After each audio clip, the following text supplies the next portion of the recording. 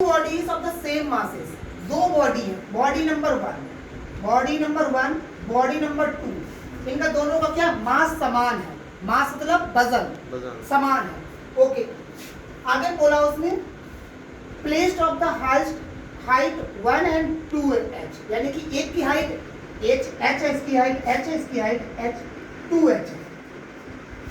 Compare the gravitational potential energy, ये पक्का आएगा। Compare the potential energy. Okay, PE का वैल्यू क्या होती है? पी की वैल्यू होती है एम जी एच, फॉर्मूला होता है पोटेंशियल एनर्जी बराबर एम जी एच, मास ग्रेविटी हाइट, मास ग्रेविटी हाइट। ओके, मास दो बॉडी है, ये तो हो गया। तो body number one, body number one, body number two, इसमें भी एम जी एच लगेगा और इसमें भी एम जी एच लगेगा। बोलो समझ आ रहा? Yes sir. ठीक है, ये मास कितना है? मैंने कहा मास इसका भी 10 यहाँ लिख लेते हैं हम।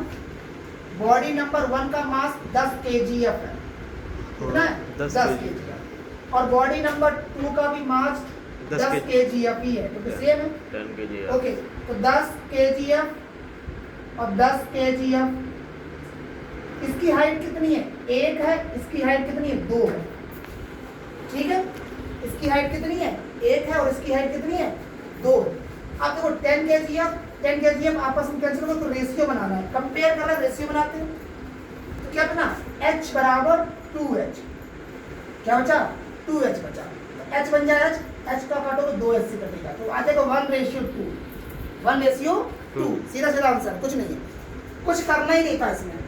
ठीक है, सब बराबर है। दिया क्या था? 1h 2h, h से h काटो, कितनी बार कटा? 1 टाइम 2 टाइम, तो 1:2। बस ये खत्म हो जाता, टिक द राइट आंसर भी लग जाता है, खत्म हो जाता है, टिक द आंसर में भी आ जाएगा। तो हम वही से ऊपर लगा देंगे वो वाला। हाँ, वही 1:2 ही होगा, कंपेयर करना दो बॉडी का। ठीक है, चलो अगला क्वेश्चन, अगला क्वेश्चन समझो। क्वेश्चन नंबर 5, 12 है बेटा, 12 है, 12 की 12 निपटा देंगे हम, 12 की 12 में हम आज अभी निपटा ही देना है, और जो ना समझ में बोल देना। Yes. Question number 5, find the gravitational potential energy of 2.5 kg mass kept in height 115 metre. Okay, h बराबर 15 मीटर दे रखा है, h बराबर 15 मीटर। ठीक है, एंड पोटेंशियल एनर्जी निकालना है ऑफ द 2.5 kg मास, मास दे रखा है कितना? 2.5 kg। ठीक है, आगे बोला है the ground of the force gravity in the 1 kg बराबर 10 न्यूटन। 1 kg इक्वल टू, अगर आपको क्या निकालना है? ग्रेविटी निकालनी है, तो होता है क्या हो जाए ग्रेविटी? 2.5 मल्टीप्लाई 10, कितना बन जाएगा? 25 न्यूटन। क्या बन जाएगा? 25 न्यूटन। समझ में आया कि नहीं?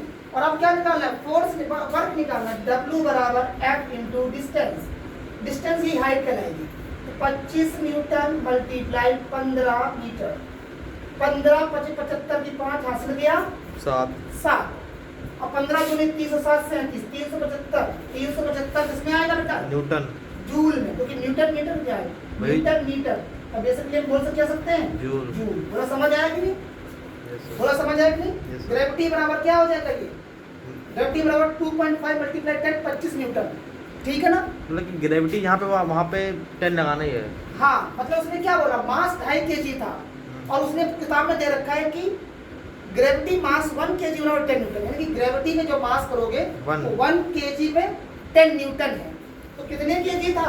2.5 kg। 2.5 kg को मल्टीप्लाई 10 से कराया तो 25 न्यूटन बना, और फोर्स निकल गया, और हमारे पास हाइट निकल गया, डिस्टेंस भी निकल गई, तो हम लिख सकते हैं वर्क बराबर F into D, 25 Newton into 15 multiply कर 375 Nm, यानी कि जूल।